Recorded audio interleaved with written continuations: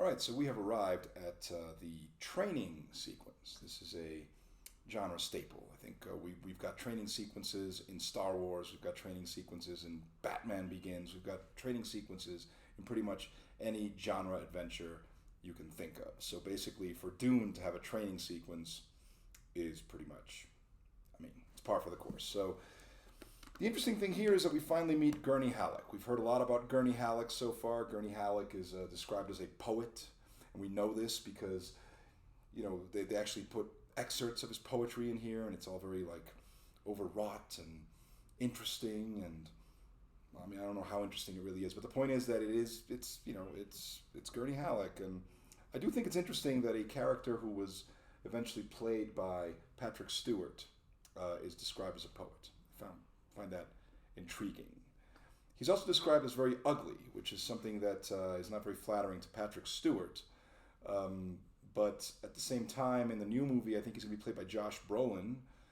So, I don't know. I mean, it's just weird. The picture in my mind, like what they describe, is not Patrick Stewart, and it's not Josh Brolin. So, as I said, I was going to try to divorce myself from any preconceived notions based on my knowledge of the film, the David Lynch film, and any preconceived notions I may have having seen the trailer for the new movie. So I'm trying my best to do that, but I'm only human, so it's kind of difficult for me to completely separate that from my mind. I can't help it. As I read this, I picture Kyle MacLachlan, or I picture, Timothy Chalamet, or I can't help it. It's hard, and I'm trying really hard, to do that. It's difficult. When they describe Gurney Halleck as this sort of ghoulish person, ghoulish is not quite the word, but he's described. The door across from Paul banged open, and an ugly lump of a man lurched through it, preceded by a handful of weapons. Ugly lump of a man. Yeah, so he's described as an ugly lump of a man. It's kind of it's described as ugly. So I wouldn't say that Josh Brolin is an ugly lump of a man. It was quite the opposite. He's very tall, strapping, and handsome, and got to bang Diane Lane and physically abuse her and so on and so forth. But the point is that, and you have, I don't know if I describe Patrick Stewart as an ugly lump of a man. He is shorter in stature than Josh Brolin, and he's bald, but besides that, he's actually very distinguished looking. And even in the movie Dune, the only thing they did to sort of, it's like his hair grew out long, I think. It was a little bit different. Like, he didn't look distinguished the way he did on Star Trek or X-Men movies. So, sure, but ugly lump of him. It's just interesting to me, But besides him being an ugly lump of a man, there's something very respectable about Gurney Halleck, because he's basically like the man-at-arms of, the Atreides, House of Atreides. He's the weapons master, and he's the one who's training. He's training Paul in battle, and he's a poet. So he's kind of a romantic figure. So it's interesting that Frank Herbert chose to describe him as ugly. I just think that that's interesting, and I know it feels like I'm kind of latching on to that, but it's just that stuck out at me as I was reading this. It stuck out at me as being particularly weird. But he is a poet. He is described as a poet, and we have seen some of his poetry in the book up to this point. It's already there, and it's all very a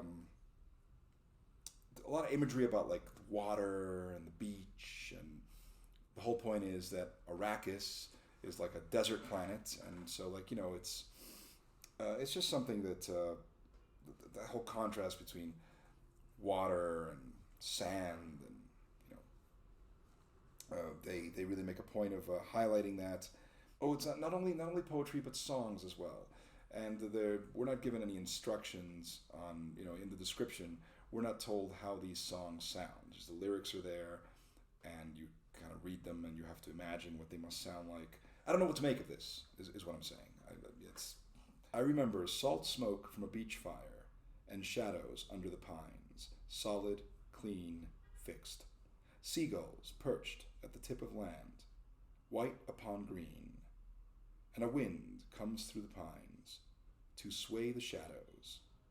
The seagulls spread their wings, lift, and fill the sky with screeches, and I hear the wind blowing across our beach and the surf, and I see that our fire has scorched the seaweed. That's very nice and all. I don't know what it means.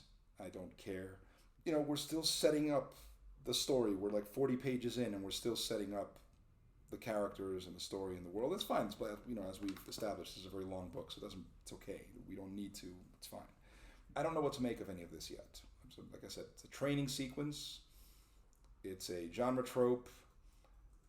40 pages in, where this is what it is. I don't know what to make of it at this point, other than like we're still setting up. We haven't met the Duke. We know that there's the assassination plot against him.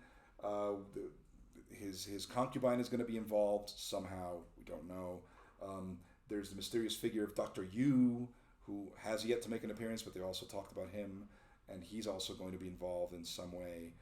And all this stuff that just is getting thrown out there. A lot of intrigue, a lot of this and that. And yeah, that's all I really have to say at this point. This is not, I don't have much to say other than that at this point. I'm intrigued. I don't know why Gurney Halleck is supposed to be an ugly man. And I understand that, but fine. It's a lot of world building, right? I mean, that's what this is. It's fantasy literature engages in what is world building. And so we are looking at world building, and they spend a lot of time doing that. That's just how it is. This doesn't seem so much plot driven as it is about world building. You are meant to immerse yourself in this world, to get to know these people, these characters, to really get immersed in it and really understand what all this is in terms of the atmosphere, the environment. We are not so much engaged in a adventure plot yet. There are hints of it, but not yet. This is not an adventure yet. And yeah, that's all for now. So we're going to keep going, see what happens. I'll let you know as soon as we meet the Duke. That's really, for me, that's like the next big thing, the next thing to talk about. But